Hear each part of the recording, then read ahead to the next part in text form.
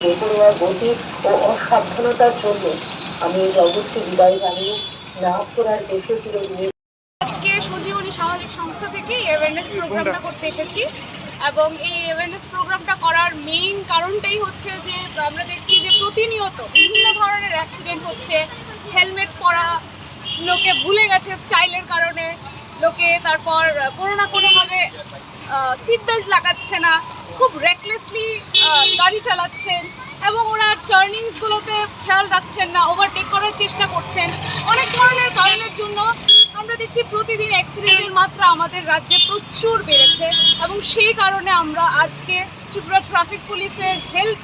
নিয়ে ওদের সহযোগিতায় আমরা আজকে এখানে এসেছি। আমাদের এই কর্মসূচি আমরা শুরু করেছি যাতে আমরা সবাইকে অ্যাওয়্যার করতে পারি, সবাইকে যাতে জানাতে পারি আমরা যে কতটা মূল্য